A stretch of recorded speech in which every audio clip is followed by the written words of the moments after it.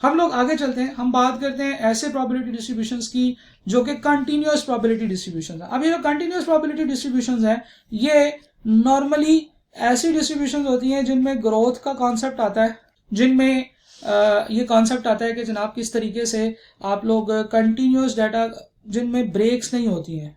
तो ऐसे केस में हम लोग ये फाइंड आउट करते हैं कि इनकी प्रोबेबिलिटी को फाइंड आउट करने का डायरेक्ट फॉर्मूला जो है वो हमारे पास नहीं होता। ठीक है, इसका फॉर्मूला बहुत ही अजीब सा है, जिसमें एक्सट्रापोलेशन भी है, जिसमें इंटीग्रेशन भी है। तो प्रोबेबिलिटी का फॉर्मूला फाइंड आउट करने की बजाय आम साधारण लोगों को एक प्रोबेबिलिटी का टेबल दे दिया गया है, वो कहते हैं कि जनाब आप z फाइंड कर लें और z का आंसर टेबल में देख लें और टेबल में उसका जो आंसर होगा that will be your probability. अब प्रोबेबिलिटी को आप लोग कैलकुलेटर पे भी फाइंड आउट कर सकते हैं। ये वाली जो प्रोबेबिलिटी होती है उसके लिए मैंने अलग से कैलकुलेटर वीडियोस जो है ना वो बना के रखी हुई हैं, आपने डेफिनेटली देख ली होंगी। तो ये जो प्रोबेबिलिटी होती है इसकी प्रॉपर्टीज की बात करते हैं। क्वेश्चंस वगैरह तो डेफिनेटली आप लोगों को आते होंगे। कुछ प्रॉपर्टीज हैं जो आपने ज़हन में रखनी है। It is a probability distribution of continuous variable with no gap. पहली बात तो ये सबसे इंपॉर्टेंट है जो हमने डिस्कस कर ली है। It is the plot of normal distribution normal curve has the following characteristics. ये जो कर्व होती है ये हमेशा एक नॉर्मल कर्व होती है जो कि सेंटर से हाई होती है और साइडों पे जो है ना वो ये इक्वली डिस्ट्रीब्यूटेड होती है। ठीक है जी, इसको हम बेल शेप भी कहते हैं। Both tails of the distribution approaches but never meets the horizontal axis. देखिए ये जो चीज है ना ये एक गलती है जो हम लोग करते हैं। ये शेप जो है ये कभी भी एक्स एक्सिस को टच नहीं करती है, एक्स एक्सिस को अप्रोच करती है, यानी कि उसकी तरफ जाती चली जाती है। हर दफा इसका डिफरेंस कम से कम होता चला जाता है जितना आप आगे जाते हैं, लेकिन ये कभी भी एक्स एक्सिस को टच नहीं करती। This distribution this property is very important as far as the MCQs are concern. MCQs जो है वो इसमें इस तरह से आ सकते हैं। इसका एक मीन होता है, ठीक है जी, और वो मीडियन और मॉड के इक्वल ही होता है, क्योंकि नॉर्मल डिस्ट्रीब्यूशन में मीन, मीडियन और मॉड जो है वो सारे एक दूसरे के इक्वल होते हैं। ये बात हम पहले भी कर चुके हैं। और इसकी एक स्टैंडर्ड डेविएशन होती है। The area under the normal curve represent probability and so total 1 to 100। इस कर्व के अंदर जो टोटल होता है प्रोबेबिलिटी का, इस टोटल के अंदर आपको प्रोबेबिलिटी मिलती है और इसका टोटल 100 के इक्वल होता है, राइट। अच्छा ये बड़ी इंपॉर्टेंट प्रॉपर्टी है। Same area of all normal distribution lying within the same number of standard deviation from the mean।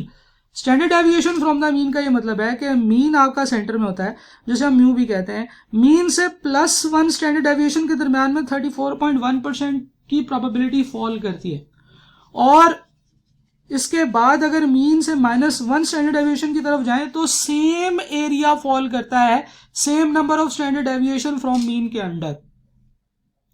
तो ये प्रॉपर्टी आप लोग जो है ना उसको याद कर सकते हैं। एग्जामिनर आपसे पूछ सकता है, एग्जामिनर कहता है जी अच्छा चले मुझे बताएं कि -2 स्टैंडर्ड डेविएशन से लेकर +2 स्टैंडर्ड डेविएशन तक के दरमियान में एरिया कितना होता है। तो हम कहेंगे -2 से +2 के दरमियान में ये वाला एरिया होता है 13.6 ये बना जी 27.4% और 34.1 68.2%। तो ये जनाब आपका बना जी 95.6%, राइट। तो इस तरीके से आप लोग दो डिफरेंट स्टैंडर्ड डेविएशंस के दरमियान में जो है ना वो एरिया को फाइंड आउट कर सकते हैं। किसी भी एरिया की प्रोबेबिलिटी फाइंड आउट करने के लिए आप सबसे पहले उसका जी स्कोर फाइंड करते हैं, और जी स्कोर फाइंड करने के बाद आप प्रोबेबिलिटी के टेबल से उसकी प्रोबेबिलिटी फाइंड आउट कर सकते हैं, जो कि बहुत ही ईजी है और मतलब एक लेंथी कैलकुलेशन नहीं है। अब इसमें 2-3 डिफरेंट टाइप की चीजें होती हैं।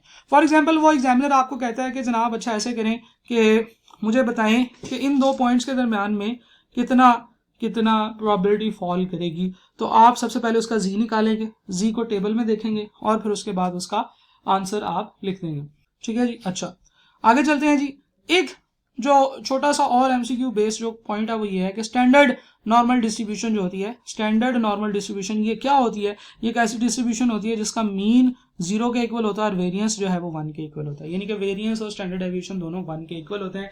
तो एग्जामिनर आपसे पूछ सकता है अच्छा बताएं जी स्टैंडर्ड नॉर्मल डिस्ट्रीब्यूशन जो होती है इसका मीन कितना होता है। तो हम कहेंगे स्टैंडर्ड नॉर्मल डिस्ट्रीब्यूशन का मीन जो है वो अच्छा 95.4% आ रहा है। बच्चे बता रहे हैं, मैंने तो सैंपल के तौर पर बताया था, कैलकुलेशन अगर गलत हो गई है तो परेशान होने की जरूरत नहीं है, आपको कॉन्सेप्ट समझ आना चाहिए, दैट इज मोर इंपॉर्टेंट। अच्छा standard normal distribution is a normal distribution जिसका मीन जो है वो 0 होता है और उसका वेरिएंस जो है वो 1 के इक्वल होता है। तो एग्जामिनर पूछ सकता है कि बताएं स्टैंडर्ड नॉर्मल डिस्ट्रीब्यूशन का मीन कितना होता है। तो हम कहेंगे स्टैंडर्ड नॉर्मल डिस्ट्रीब्यूशन का मीन 0 होता है।